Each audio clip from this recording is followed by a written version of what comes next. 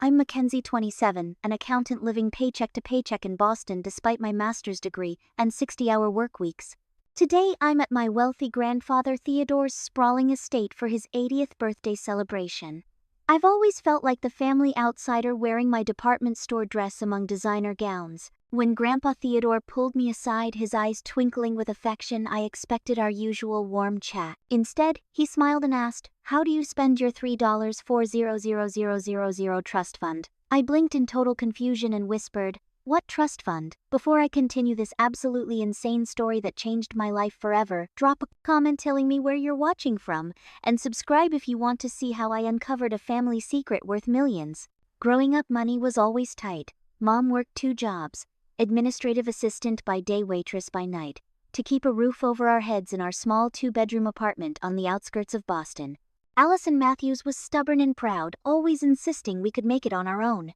She'd repeat her mantra whenever bills piled up: "We don't need handouts from anyone, especially not from them." Them referred to my grandfather Theodore Matthews and his side of the family, the wealthy side, the side that lived in mansions and vacationed in the Maldives, the side that, according to my mother, had disowned her when she got pregnant with me at 22 and refused to marry my father, who conveniently disappeared before my birth. During my childhood, we visited Grandpa Theodore's estate exactly 4 times. Each visit was tense, with Mom sitting rigid and uncomfortable on the edge of antique furniture worth more than our car. I remember being 7 years old, running my fingers along the mahogany banisters, staring wide-eyed at crystal chandeliers, wondering how people could live in places like this. While my cousins received lavish gifts and discussed summer plans in Europe, Mom would decline offers of financial help with a tight smile. "We're doing just fine on our own, thank you." My mother's pride cost us both. I worked after school throughout high school to help with groceries. My college dreams narrowed to wherever offered the best scholarship. Even with financial aid, I graduated with $87 0 inches student loan debt I'm still paying off 5 years later. My tiny studio apartment costs almost half my monthly income. I clip coupons, track every expense in a spreadsheet, and sometimes skip meals at the end of the month when things get particularly tight. 2 years ago, Mom lost her battle with breast cancer. The medical bills nearly bankrupted me, but I refused to reach out to the wealthy Matthews family for help. Mom had made me promise never to beg from them. It seemed the stubbornness was hereditary. After the funeral, Grandpa Theodore appeared at my apartment door. At 78, he looked more fragile than I remembered, but his eyes held the same kindness they always had when he looked at me. "Your mother was the most headstrong of all my children," he said, sitting at my wobbly IKEA table. "Just like her mother." He took my hand. "But she's gone now, Mackenzie, and I'd like to know my granddaughter." Despite feeling like I was betraying Mom, I couldn't resist forming a relationship with my grandfather. For the next 2 years, we had weekly dinners. He never offered money, and I never asked. He told stories about my grandmother, about my mother as a child, filling in the family history Mom had always been vague about. Not once did he mention a trust fund. Which brings me to yesterday, Theodore Matthews' 80th birthday gala. The estate was even more impressive than I remembered. Marble floors gleaming under the light of Swarovski crystal chandeliers, staff in formal attire carrying silver trays of champagne, and relatives dressed in outfits that cost more than my annual rent. My cousin Natalie cornered me by the chocolate fountain. "God, what I wouldn't give to have my trust accessible now instead of waiting until I'm 30, she complained, eyeing a waiter who passed with more champagne. "Bradley wants to take a sabbatical year to write his novel, but we can't possibly do it on just my trust fund interest." I nodded politely, having no idea what to say to someone whose problems included having too much money locked away. "At least you've had yours since you were 25, my other cousin Derek chimed in. "Lucky you for having the oldest grandchild privileges." I opened my mouth to correct him, to say I had no idea what he was talking about, when Aunt Rebecca interrupted. "Mackenzie has always been sensible with money. I'm sure she's invested it wisely, right, dear?" All eyes turned to me expectantly. My face flushed hot with embarrassment and confusion. I'm not sure what you're all talking about," I stammered. The awkward silence that followed was broken by Grandpa Theodore's arrival. He placed his hand on my shoulder, his eyes narrowing slightly at the suddenly uncomfortable group. "Is everything all right here?" he asked, glancing between my confused face and my cousin's puzzled expressions. "We were just discussing trust funds," Grandpa Derek said. "Mackenzie seems confused about hers." Grandpa's hand tightened slightly on my shoulder. "What do you mean, confused?" I looked up at him helplessly. I don't have a trust fund. The shock that passed across my grandfather's face would have been comical in any other situation. His eyes widened, his mouth opened slightly, and then his expression hardened into something I'd never seen before. Anger. "Mackenzie, could I speak with you privately?" he said, his voice suddenly tight. He led me to his wood-paneled study, closing the heavy door behind us. Then he turned to me, his face grave, and asked the question that would change everything. "How do you spend your $3,400,000 trust fund?" When I blinked and replied, "What trust fund?" the color drained from his face. "Entirely." "Please sit down," Grandpa Theodore said, gesturing to one of the leather chairs in front of his massive oak desk. His hands trembled slightly as he lowered himself into his own chair. "Grandpa, what's going on?" I asked, my heart hammering against my ribs. The study felt suddenly too warm, too close. Shelves of leather-bound books loomed around us like silent witnesses. "Mackenzie," he began, his voice uncharacteristically unsteady. "When each of my grandchildren was born, I established a trust fund in their name. Each fund was set at $3 million initially, with the understanding that it would grow until the grandchild reached the age of 25. I shook my head. "That's impossible. I would know if I had a trust fund." "The trustee until you turned 25 was your mother." He pulled open a drawer and removed a leather portfolio. "These are copies of the original documents. Your mother signed them when you were just 3 weeks old." With shaking hands, I opened the portfolio. There it was in black and white. My name, my birth date, and the amount $3,000,000 initial deposit. Additional papers showed quarterly statements, investment returns, tax documents. According to the most recent statement dated just 2 months ago, the account contained $3,427,891.54. "This has to be a mistake," I whispered, but the evidence was undeniable. "You should have been notified when you turned 25 2 years ago," Grandpa continued, his voice growing harder. "The money should have transferred to your control. Allison was the trustee until that point, but she had no authority to withhold information from you after your 25th birthday." My mind raced back over the last 2 years, calculating bills, sleepless nights, the 3 jobs I worked simultaneously to pay for Mom's final medical expenses. "I've been struggling to make rent," I said numbly. "I eat ramen noodles 4 nights a week to save money. How could this exist, and I not know about it?" Grandpa Theodore's face darkened further. "That's what I intend to find out." He pressed a button on his desk phone. "Brandon, could you join us in my study immediately?" While we waited, I stared at the portfolio in my lap. Mom's signature was unmistakable, the distinctive way she looped her A's and crossed her T's. She had known. All those years of struggle, of "we don't need handouts," she had been sitting on millions of dollars meant for me. Brandon Cornell, the family's attorney for over 30 years, entered the study, looking concerned. His expression grew grave as Grandpa Theodore explained the situation. "This is most irregular," Brandon said, examining the documents. "The trust should have automatically transferred to Mackenzie's control on her 25th birthday. The bank would have notified both the trustee and the beneficiary. Unless someone intercepted the notification," Grandpa Theodore suggested, his voice cold with anger. I suddenly remembered. 2 years ago, right around my birthday, Mom insisted we change our address. She said there was a problem with the mail delivery. We got a P.O. box instead of home delivery for a few months. Brandon and my grandfather exchanged looks. "That might explain your notification," Brandon said slowly. "But not why the funds haven't been released to you. Someone would have had to actively prevent the transfer." Tears burned behind my eyes. "Are you saying my mother stole my money?" "We don't know anything for certain yet," Grandpa Theodore said, but his tone suggested he had his suspicions. "I'll need to contact the bank immediately," Brandon said. "And I suggest we get a forensic accountant involved." While they discussed legal strategies, the full impact of what was happening hit me like a physical blow. My own mother, who had raised me to value honesty above all else, who had made me feel guilty for even considering asking my grandfather for help with college tuition, had potentially stolen millions from me. Every struggle, every sacrifice, every night I went to bed hungry or worried about bills had been unnecessary. "I can't believe she would do this," I whispered, tears finally spilling over. "Why would she lie to me my entire life? Why would she let me struggle when there was money meant for me?" Grandpa Theodore came around the desk and took my hand in his. "Your mother and I, we had our differences, but I never thought she would do something like this. Especially not to you." As I sat there trying to process this first devastating betrayal, I noticed a strange tension in the room. Through the study window, I could see several family members gathered on the terrace, glancing repeatedly toward the study. Aunt Rebecca was gesturing animatedly, while Uncle Richard nodded solemnly. They know something, I realized aloud. The way they were all acting earlier, they know something about this. Grandpa Theodore followed my gaze, his expression hardening further. It would appear we have more than one conversation to have today. Just then, my phone buzzed with a text message from an unknown number. Stop asking questions about the money if you know what's good for you. I showed the message to Grandpa and Brandon.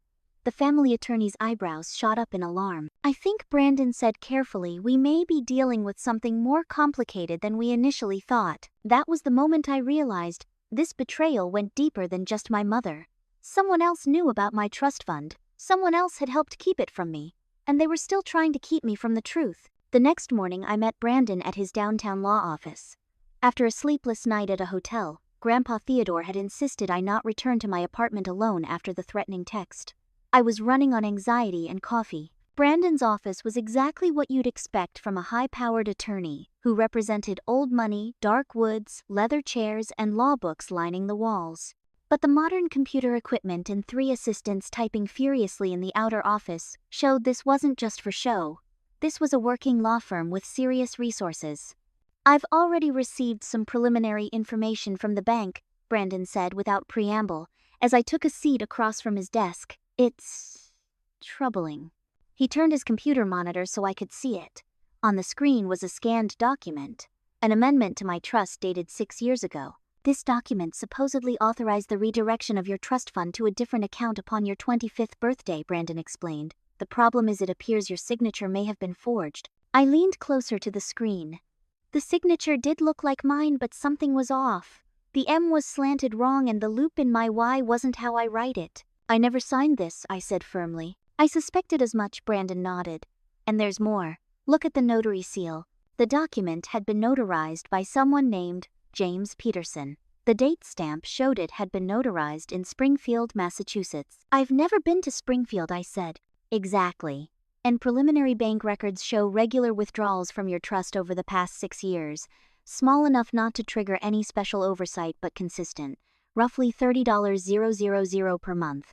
My stomach lurched. That's over $2 million. Brandon nodded grimly. The withdrawals were all authorized using the forged amendment document.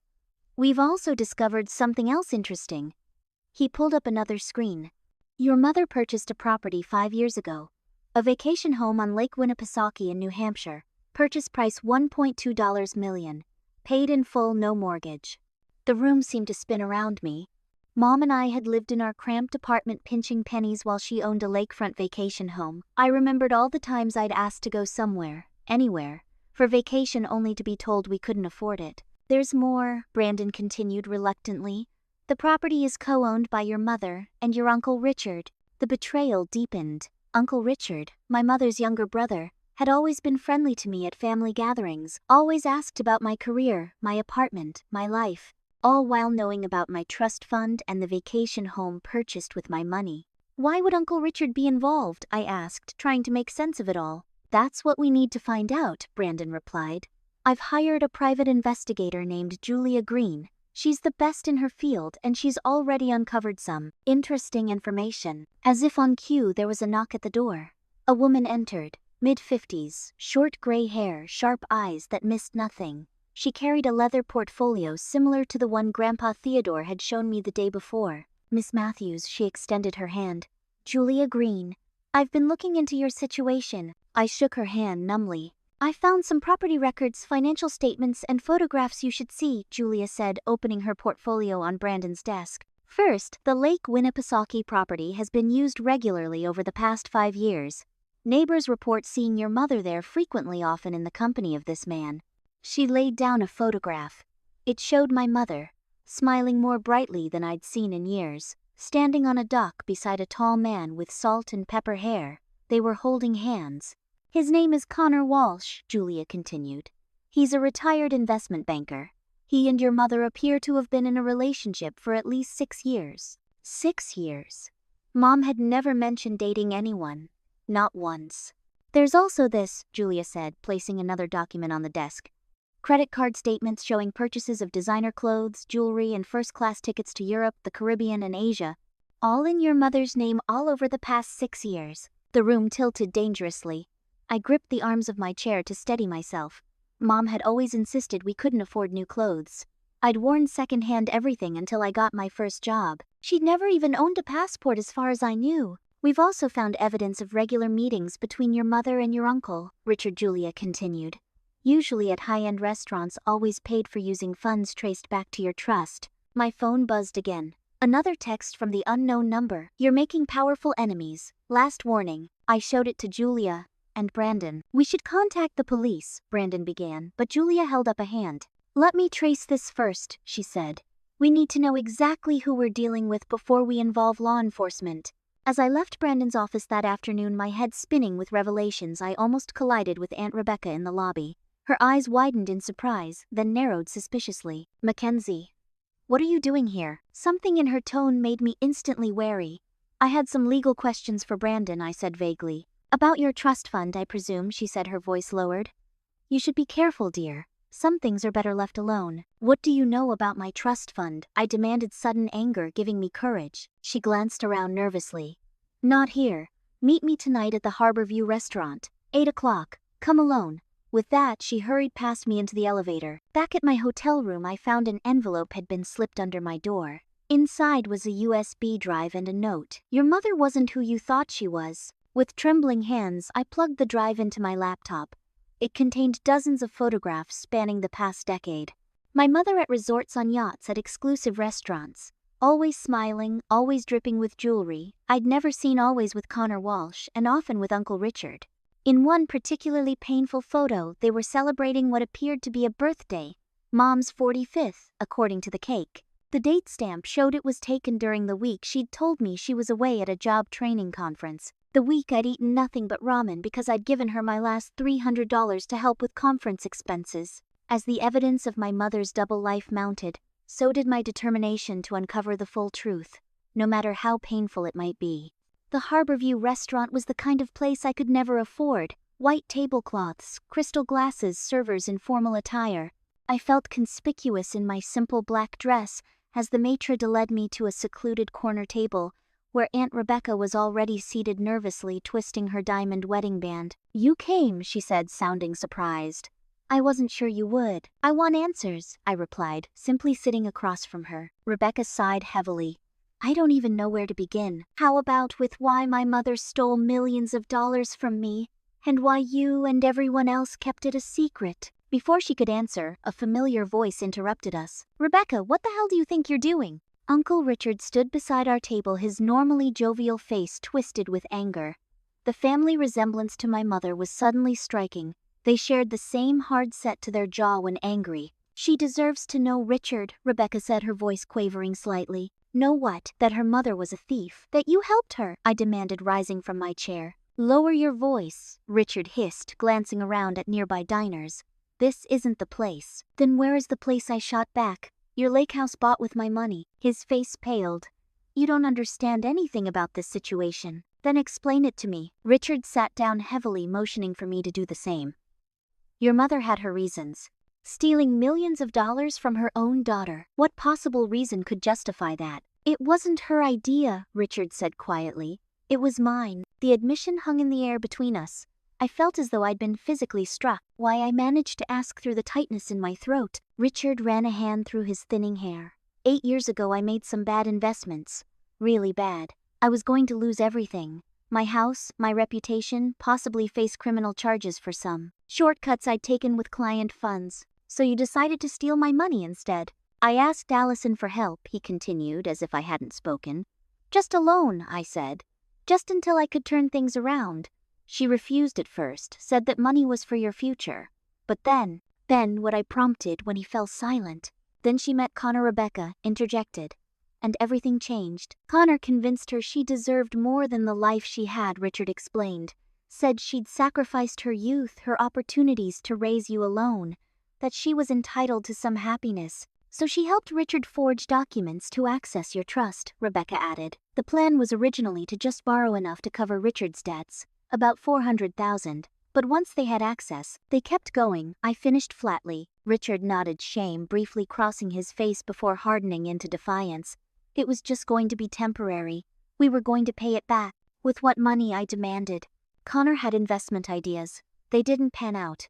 Because he was a con man, Julia Green's voice came from behind me. She approached our table, nodding briefly to me. Connor Walsh. Real name, Colin Westfield.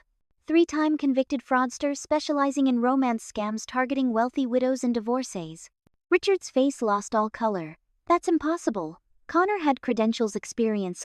All fabricated, Julia confirmed, placing a file on the table. He's been working your sister for years, Richard.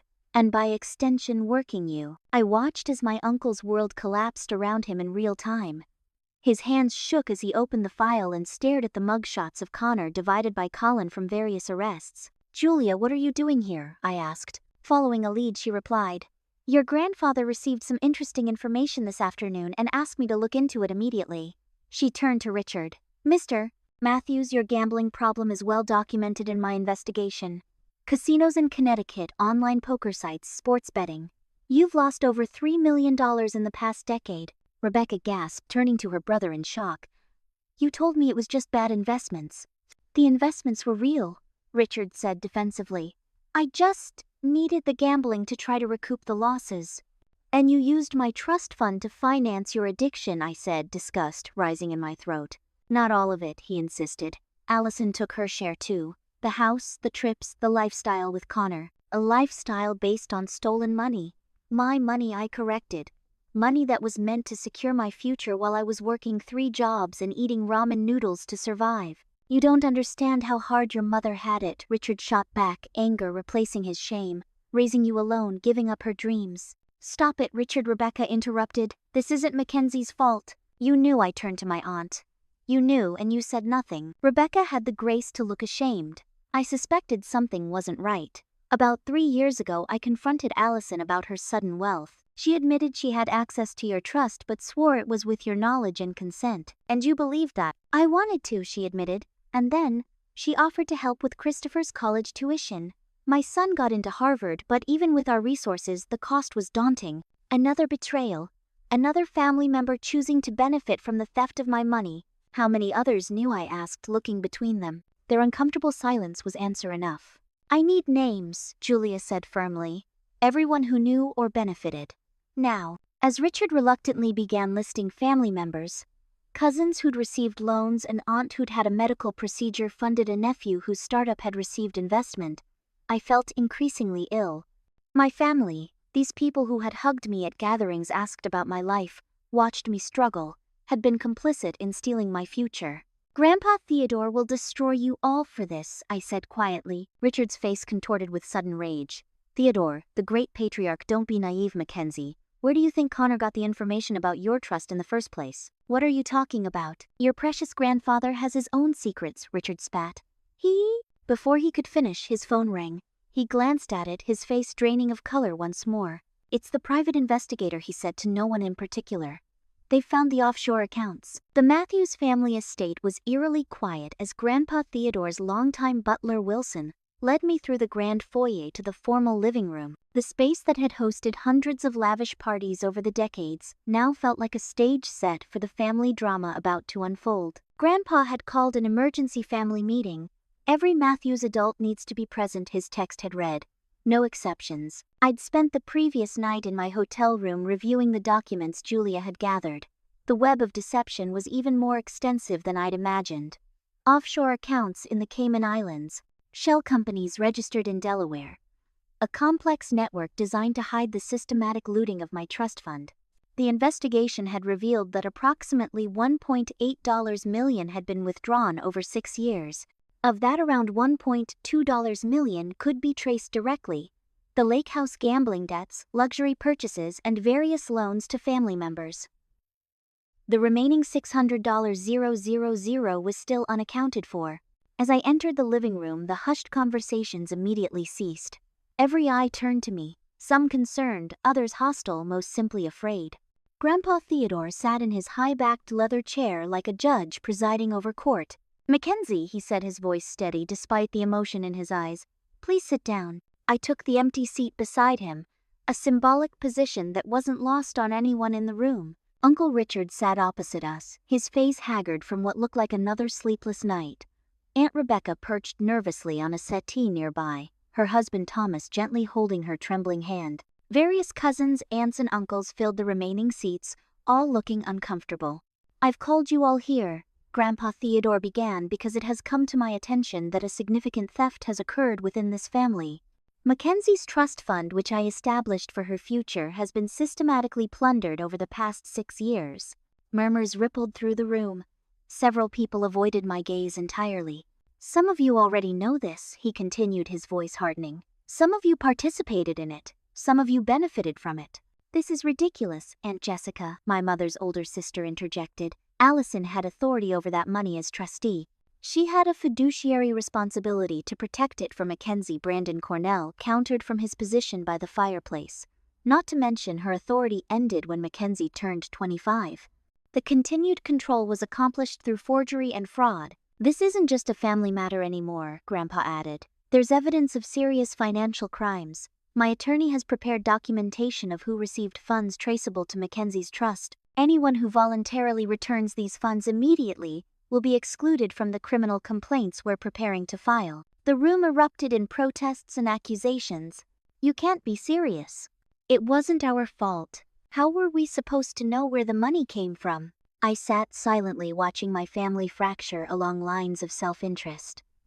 These people, my blood relatives, were more concerned with protecting themselves than addressing the wrong done to me. I confronted Allison. Jessica suddenly shouted above the din.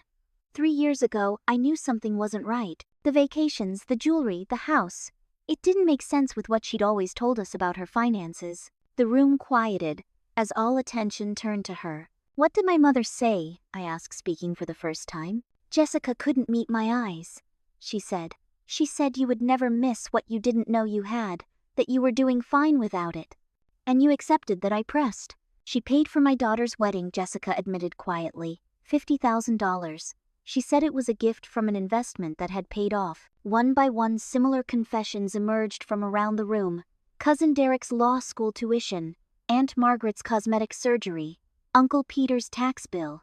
Each time my mother had presented the money as a gift or loan, with vague explanations about investments or savings. "Did none of you think to question where this money was suddenly coming from?" Grandpa Theodore asked incredulously. "We didn't want to know," my cousin Haley said softly from the corner. She alone had been watching me with genuine sympathy throughout the meeting. It was easier not to ask questions. "I did ask questions," Aunt Margaret, Grandpa's second wife, suddenly interjected. "I asked Theodore directly." All eyes swung to my grandfather, whose face registered genuine surprise when he demanded, 4 years ago at the Christmas party, Allison was wearing a diamond bracelet I knew cost at least $30,000. I asked you where she could possibly have gotten the money for such an extravagance." "I don't recall this conversation," Grandpa said stiffly. "You said, and I quote, 'The less we all know about Allison's financial arrangements, the better. Let's keep the peace.'" A heavy silence fell over the room. I turned to look at my grandfather, whose face had gone pale. "Is that true?" I asked quietly. "I may have said something to that effect," he admitted reluctantly. "But I never suspected she was stealing from your trust. I thought perhaps she had found a wealthy boyfriend or made some good investments." "You chose not to know," I realized aloud. "Just like everyone else." The betrayal cut deeper than I had imagined possible. Even my grandfather, the one person I thought was firmly in my corner, had looked the other way when questions arose. "There's more," Julia Green said from the doorway. She entered carrying her ever-present portfolio. "The forensic accountants have traced the remaining funds. Most of it passed through this man." She laid a photograph on the coffee table. "Connor Walsh smiled up at us from a yacht, his arm around my mother. He disappeared 3 months before Allison's death," Julia continued, "taking approximately $400,000 with him, but not before establishing this." She placed another document on the table. It showed a trust agreement establishing a fund for education expenses. The beneficiaries listed were 2 unfamiliar names, Emily Walsh and Jason Walsh, both with birth dates making them teenagers. "Who are they?" I asked, though I was beginning to suspect the answer. "According to birth certificates I've obtained," Julia said gently, "they are Connor Walsh and Allison Matthews' children, your half-siblings, Mackenzie." The room spun around me. Half-siblings. My mother had another family. That's impossible, I whispered. I would have known. The children live in Vermont with their maternal grandmother, Julia explained. They would visit your mother and Connor at the lake house during school breaks. According to neighbors, Allison introduced herself there as Allie Walsh. As the implications washed over me, pieces began falling into place. The work conferences that always seemed to fall during school holidays. The weekends when she was too busy to talk on the phone. The mysterious calls she would take in another room, her voice softening in a way I rarely heard. My mother, the woman who raised me, who I thought I knew completely, had been living a double life. While I worked multiple jobs and ate ramen noodles, she had another family she was supporting with my stolen money. There's a diary, Julia added, her voice softening with rare compassion. Found at the lake house, and a letter addressed to you that was never sent. She handed me a sealed envelope, my name written in my mother's familiar handwriting. With trembling fingers I opened it and began to read. Mackenzie, if you're reading this, you've discovered the truth and I'm probably gone. I know no explanation will ever be enough, but I want you to understand why. When your father abandoned us, I felt trapped. Theodore offered financial help, but with conditions. His control, his rules. The trust he set up for you was his way of controlling your future too.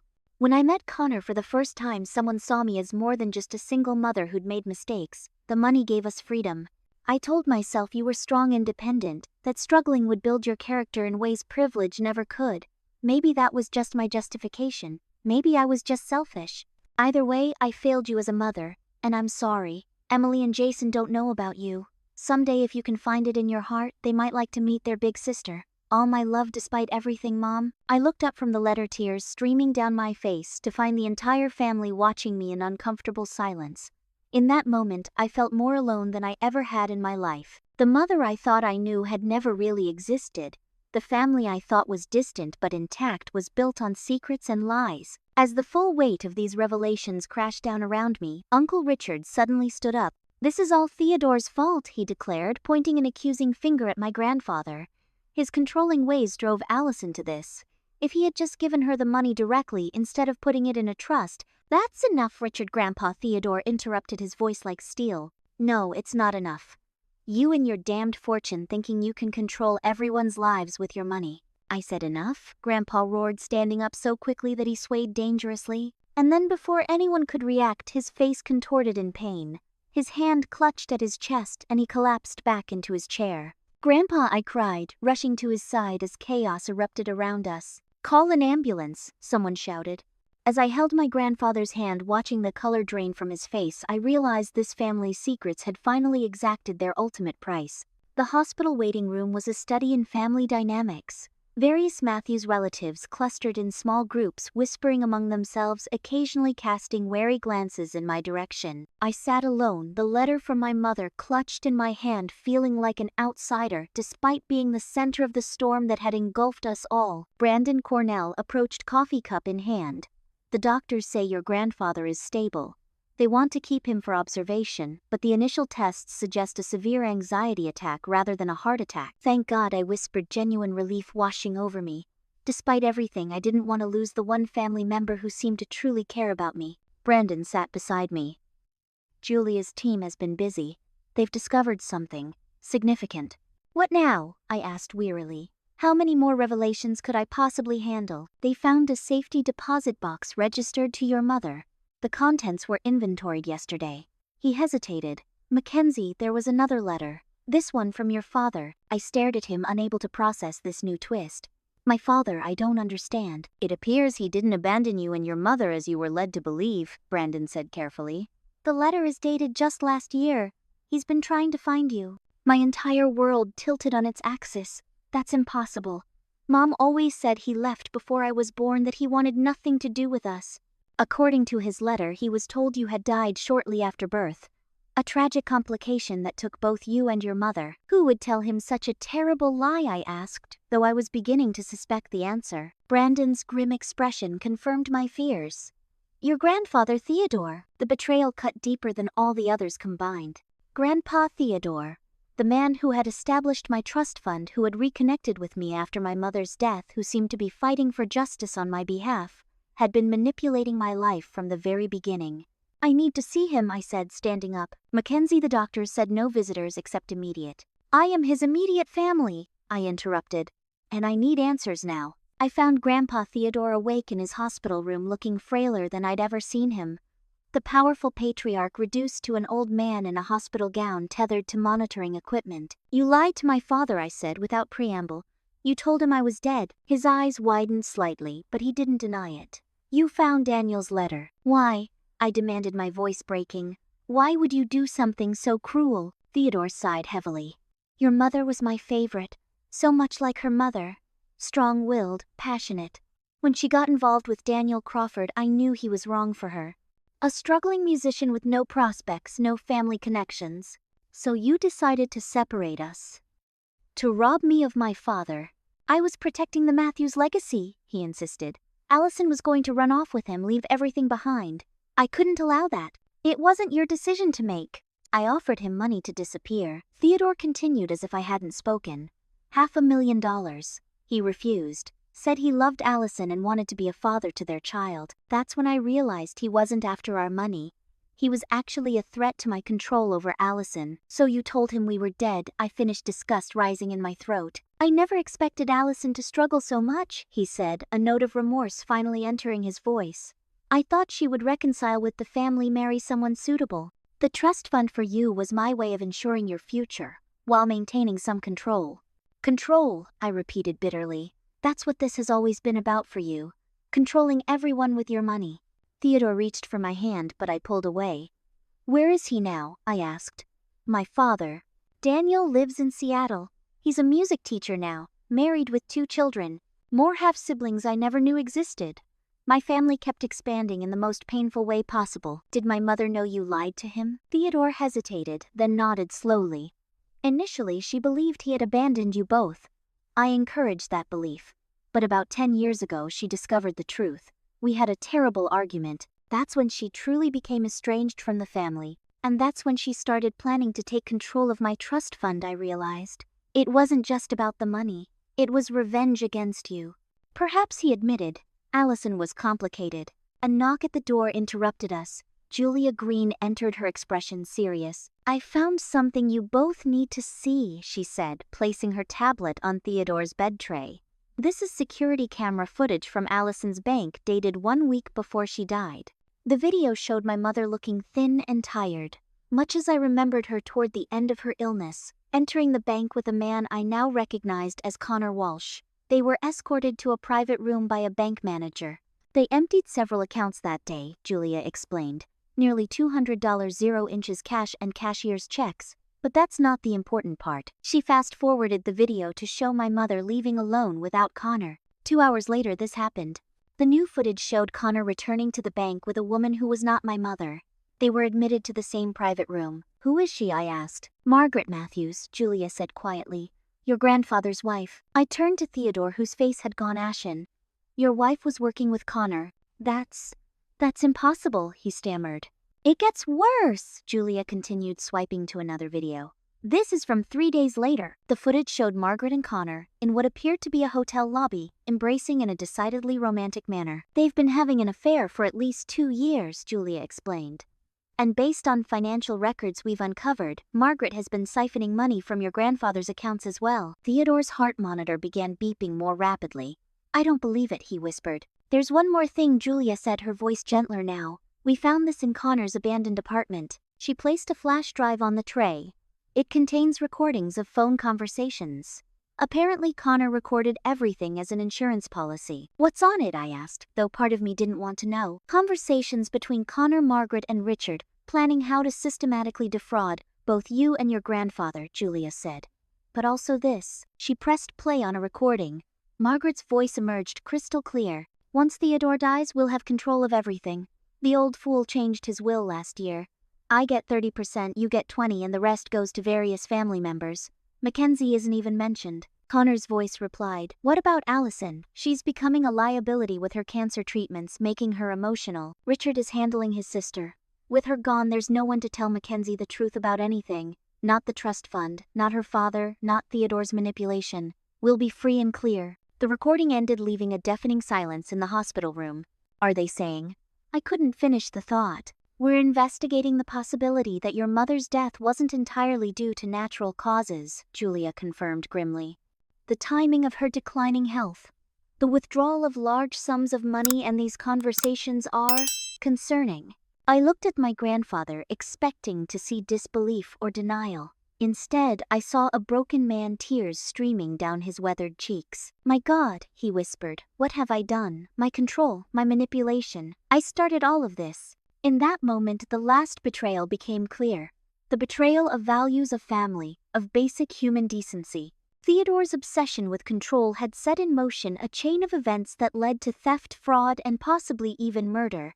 My mother's bitterness had led her to steal from her own daughter. Greed had turned family members against each other in an ever-widening circle of deception. And I, who had done nothing wrong except be born into this toxic family, had lost everything. My mother, my childhood, my trust fund, and now any semblance of family I thought I had left. As the full weight of these revelations crashed down around me, I felt something unexpected rising within me. Not just grief or rage, but determination. These people had taken enough from me. It was time to take back control of my own story. The morning sun streamed through the windows of Brandon Cornell's office as I signed the last of the legal documents he had prepared. 3 weeks had passed since the confrontation at the hospital. 3 weeks of investigations, depositions, and difficult decisions.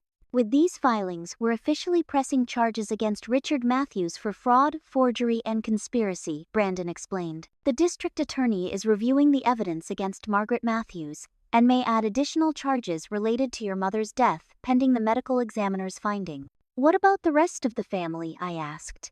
The ones who benefited from the stolen money. 7 family members have already agreed to full restitution, Brandon replied. They'll avoid criminal charges but will still need to testify in the cases against Richard and Margaret. I nodded, feeling no satisfaction, only a grim resolve to see this through. And Grandpa Theodore, Brandon's expression softened slightly. He's cooperating fully with investigators. His legal exposure is limited, but the family will never be the same. I finished. No, Brandon agreed. It won't. Following the revelations in the hospital room, Theodore had been transferred to a cardiac care unit after experiencing actual heart rhythm abnormalities. The man who had manipulated so many lives with such conviction was now facing the consequences of his actions, not just legally but physically and emotionally as well. I'd visited him twice since then. Our conversations were strained, filled with his regrets and my lingering anger. Yet beneath it all was a fragile thread of connection. Perhaps the only authentic relationship in the entire Matthews family drama. There's something else, Brandon said, interrupting my thoughts. Your father has responded to our contact attempt. He's requesting a meeting. My heart hammered in my chest. Daniel Crawford, the father I'd been told my entire life wanted nothing to do with me, wanted to meet me. I need time to think about that, I said honestly. Of course, Brandon nodded. Take all the time you need. As I left the law office, I checked my phone to find a text from my cousin Haley, perhaps the only family member who had shown genuine concern throughout this ordeal. Just heard from the forensic accountants. They've traced another offshore account. $400 Kelvins recovered. Celebration coffee. For the first time in weeks, I felt a flicker of hope. Between the family members' restitution agreements, the recovered offshore accounts, and Theodore's pledge to make up any remaining difference, it appeared I would eventually recover most of my trust fund. Money that could change everything for me. Money that represented freedom, security, and choices I'd never had before. I met Haley at a small cafe near the harbor, far from the upscale establishments the Matthews family typically frequented. She waved as I approached, her expression warm but cautious. How are you holding up? She asked as I sat across from her. One day at a time, I replied honestly. It's a lot to process. I can't even imagine, Haley said, shaking her head. Finding out your own mother stole from you, that you have half-siblings you never knew about, that your grandfather lied about your father. It's like something out of a movie. A really bad movie, I agreed with a grim smile. Have you thought about what you're going to do next? With the money, I mean. I took a sip of my coffee, considering her question. First, I'm meeting with a financial advisor. One that I've vetted personally, not a family connection. I want to understand exactly what I have and how to protect it. Smart. Haley nodded approvingly. Then, I hesitated. I think I'm going to reach out to Emily and Jason, my half-siblings in Vermont. Really? Haley seemed surprised. After everything their father did, they're innocent in all this, I said firmly. They lost their mother too. And now their father has disappeared with stolen money, leaving them with their grandmother. If nothing else, they deserve to know they have family who cares. Haley reached across the table to squeeze my hand. You're a better person than most of us, Mackenzie. I don't know about that, I said. But I do know I don't want to continue the Matthews family tradition of secrets and lies. After coffee with Haley, I drove to a modest suburb outside Boston, to a house I'd purchased the previous week. At $450,000, it was nothing like the mansions and estates my family occupied, but it was mine. Paid for outright, no mortgage, no debt. The first real security I'd ever known. As I turned the key in the lock, my phone rang. The caller ID showed Theodore Matthews. Hello, Grandpa, I answered, stepping into my empty living room. The hardwood floors gleamed in the afternoon sunlight. Mackenzie, his voice sounded stronger than it had in the hospital. Brandon tells me you've purchased a house. Yes, I confirmed. Nothing fancy, but it's mine. Good, he said. That's good. He paused. I've been thinking a lot about what happened, about my role in all of this. And I was wrong, he said simply. About everything. Controlling people with money doesn't make them love you. It doesn't create a legacy worth having. I leaned against the bare wall of what would soon be my home. No, I agreed. It doesn't. I'd like to make amends, he continued. Not just financially, but I'd like to know my granddaughter. The real Mackenzie, not the one I tried to control from afar. I closed my eyes, torn between lingering anger and the recognition of the olive branch he was extending. I'd like to know my grandfather too, I said finally. The real Theodore, not the manipulative patriarch. His relieved exhale was audible through the phone. I'd like that very much. After we hung up, I wandered through my empty house, envisioning how I would make it my own. Not with expensive furnishings or status symbols, but with warmth and honesty. The things that had been missing from my life for so long. My phone chimed with an email notification. It was from the private investigator Julia had helped me hire to locate my father. The subject line: Daniel Crawford. Current contact information. With trembling fingers I opened it.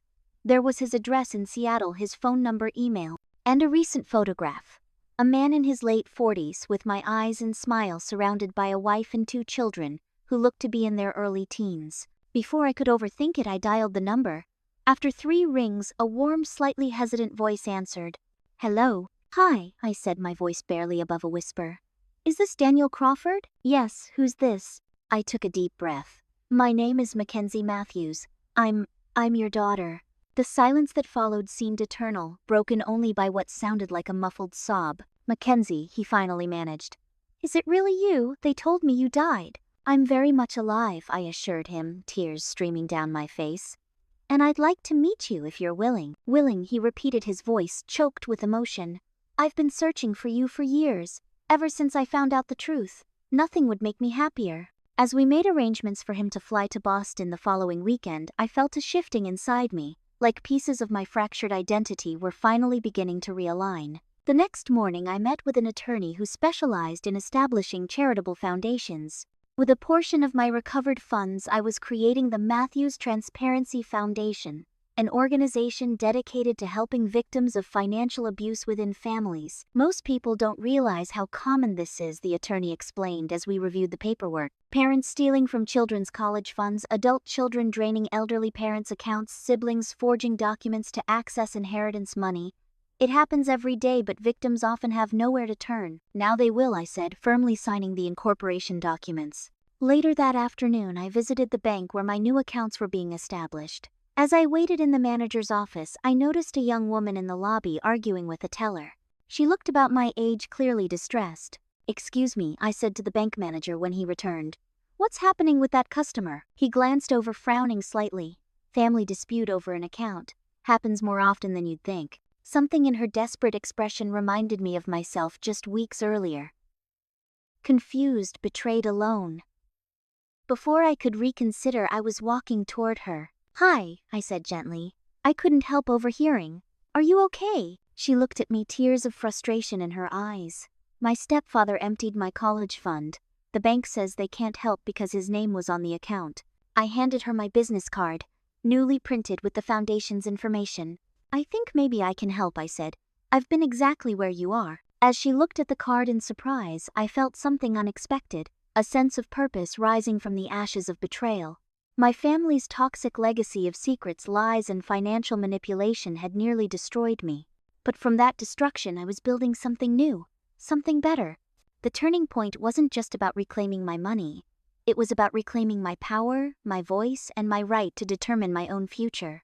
1 year later, the sun cast long shadows across the patio of my home as I arranged fresh flowers on the outdoor dining table. The sound of laughter drifted from the kitchen where my half-sister Emily was helping my father prepare dinner. At 16, she had my mother's artistic talent and none of her deception, a blessing I was grateful for every day. Need any help with that? Jason asked, carrying out a pitcher of lemonade. At 14, my half-brother was going through a growth spurt that made him perpetually hungry and surprisingly helpful whenever food was involved. I think we're good. I smiled, adjusting the last place setting. Haley and her husband should be here any minute. A year had passed since the Matthews family secrets had exploded into the open. A year of legal proceedings, emotional healing, and rebuilding my life on my terms. Uncle Richard had accepted a plea deal, avoiding a lengthy prison sentence in exchange for full cooperation with investigators and restitution of funds. He was now serving 18 months in a minimum security facility and attending mandatory gambling addiction treatment. Margaret faced more serious charges, particularly after the medical examiner found traces of unusual medications in samples of my mother's hair preserved during her cancer treatments. While not definitively proving murder, the evidence suggested she had been given drugs that exacerbated her condition and accelerated her decline. Margaret was currently awaiting trial, having been denied bail due to an attempt to flee the country after her arrest. Connor Walsh, or Colin Westfield, remained at large, though Interpol had active notices for his arrest in multiple countries. The last unconfirmed sighting placed him in Argentina. As for the rest of the Matthews family, some had made amends, and others had drifted away, unable to face the truth of their complicity. The family gatherings at the estate had ceased entirely. Grandpa Theodore had sold the property 6 months ago, using much of the proceeds to fund my foundation's endowment. The doorbell rang, interrupting my thoughts. "I'll get it," Jason called, rushing to the door with teenage enthusiasm. Moments later, Haley entered the patio area, her husband Derek following with a bottle of wine and a bouquet. "Sorry we're late," she said, giving me a warm hug.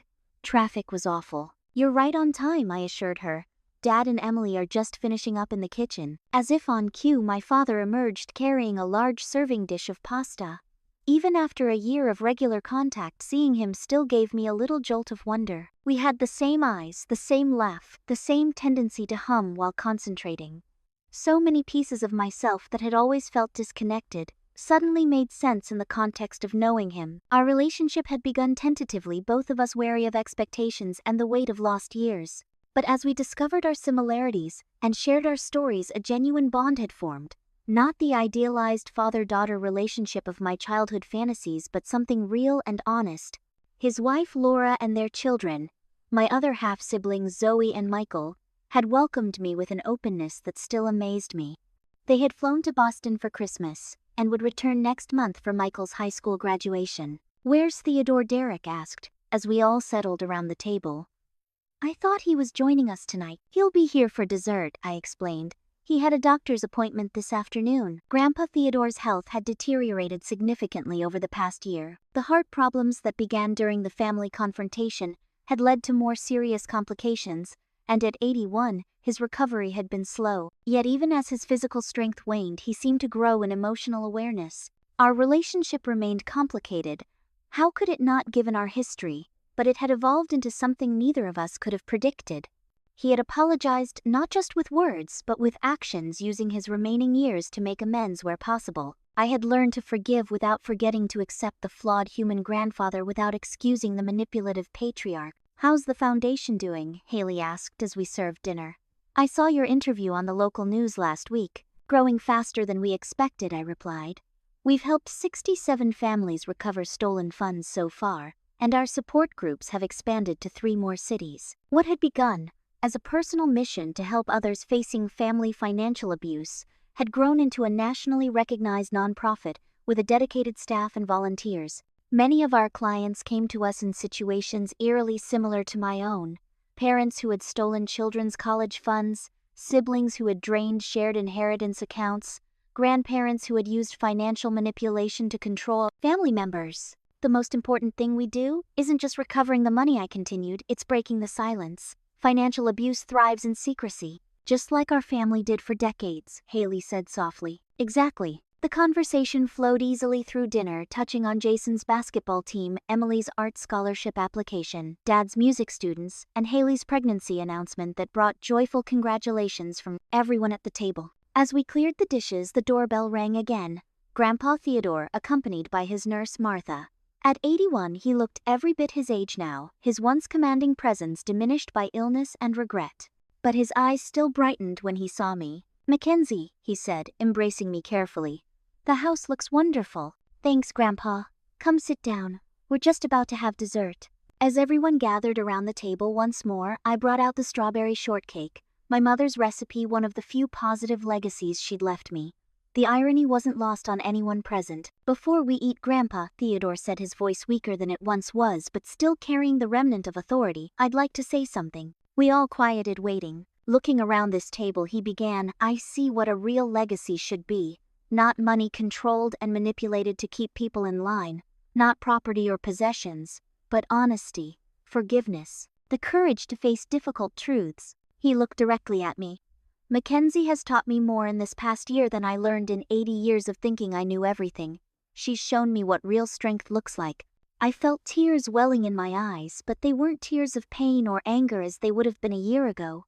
They were tears of recognition, of seeing the truth acknowledged at last. "We can't change the past," he continued. "The mistakes I made, the harm that followed, it's done. But we can choose how we move forward. We can choose truth over deception, healing over bitterness, love over control." As we enjoyed dessert, the conversation turned to plans for the future. Emily's college applications, Jason's summer basketball camp, my foundation's upcoming fundraising gala. Normal family discussions that once would have seemed impossible. Later, as evening settled over the house and my guests prepared to leave, I found myself alone with Grandpa Theodore on the patio. He gazed out at the modest backyard with its newly planted flower beds and small vegetable garden. "You've created something beautiful here, Mackenzie," he said quietly. "Not just the house, but this family you've gathered around you. People connected by choice and love, not just blood and obligation." "It's not what I expected my life to look like," I admitted. "But it's real. The question that started all this," he said, referring to his infamous query about my trust fund that had unraveled decades of family secrets. "I ask myself now if it was the worst mistake I ever made or the best thing that could have happened. I considered this. Maybe it was both." He nodded slowly. "The truth is painful, but living a lie is more destructive in the end." As I helped him to his car where Martha waited, he pressed an envelope into my hand. "I had my attorney draw this up last week. It's not about the money, you have plenty of that now, but about setting things right as best I can."